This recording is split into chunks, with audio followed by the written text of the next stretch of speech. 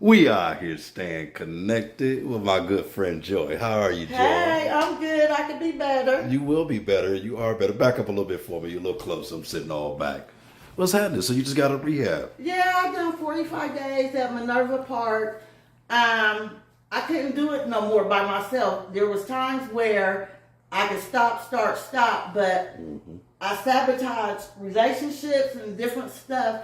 And I went in for 45 days. I had never been into rehab.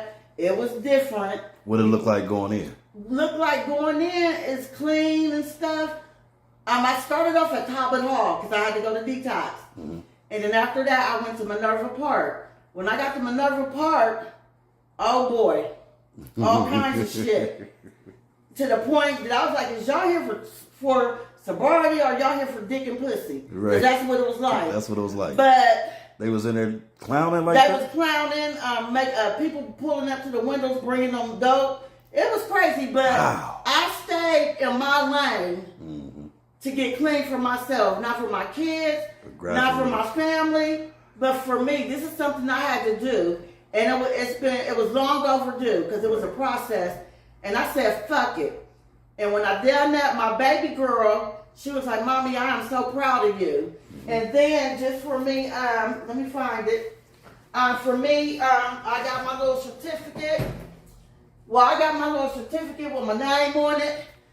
For some of you. For completion? For completion. Okay. And is that the first time you completed something? yes, that's the first time I ever completed something in my life. Wow. And that made you feel good. It's just like, I've ruined friendships. There's been a couple of people that stood in my corner and didn't turn their back. And I appreciate that, and I apologize to them for abusing them for my own selfish reasons. Right, you stand But on I'm that. going to tell you young girls, it ain't worth it. Because shit's crazy. They're putting fentanyl and shit. You just don't know. But if you need the help, don't be afraid to ask, because I'm on the hunt for me a sponsor, because I want to be held accountable. Because in there, I was a safety net. So you had to be in bed by 11 o'clock, Monday through Thursday. Fridays and Saturdays, you can stay up to 1 a.m. You had to be up for breakfast at 7, lunch at 12, dinner at 5. After that is do your chores. And a lot of times I would be hungry, and I'd be done order food for everybody, like some of the girls done, that we would take turns. But I don't regret it. Right.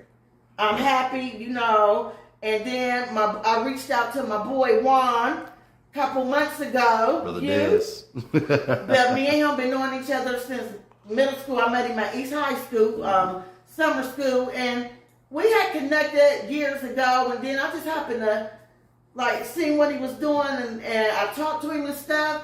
And he would be like, "Can I come over?" I'd be like, "Yeah, okay." Well, this time he got me today. He be able to address with Brother Dez, and I'm just like, "Huh?" But it's all love. It's all good. I've been praying. Well, hold on. Let me ask you a couple things real fast. Go ahead. Because I know you're going and you feel good. You look good. Thank you.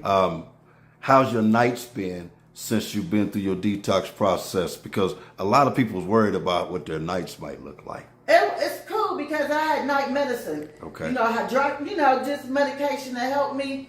And Are you having unfortunately, dreams? it make you sleepy. All right. So So my rest shut you down. shut me down. So what I'm trying to incorporate my tools that I learned in there and keep up the process where I'm going to bed by 10, waking up by 6, eating breakfast by 7.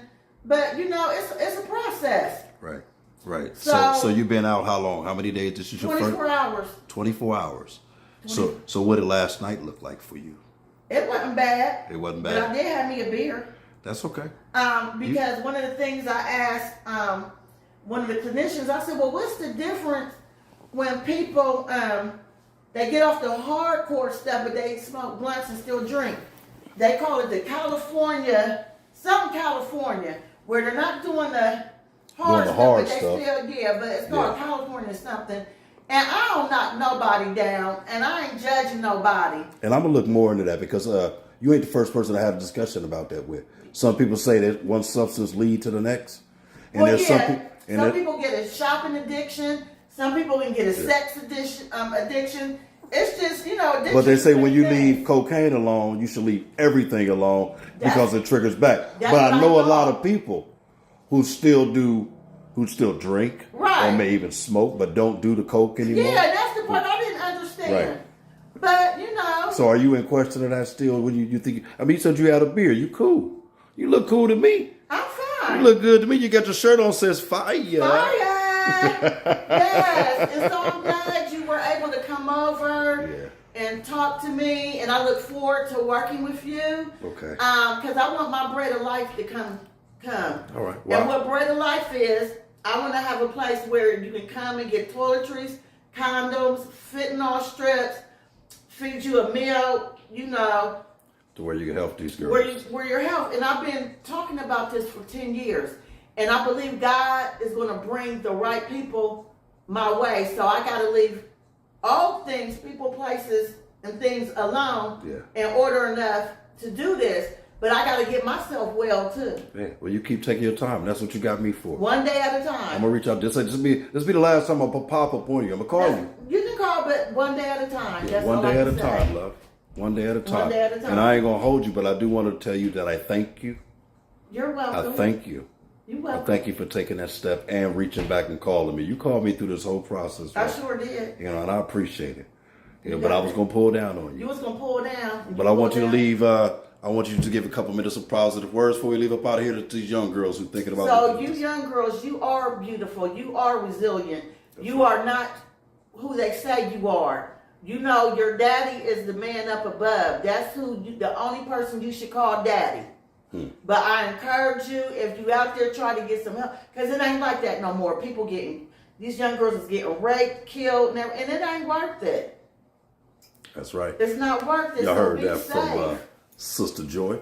We out here staying connected. Let's go.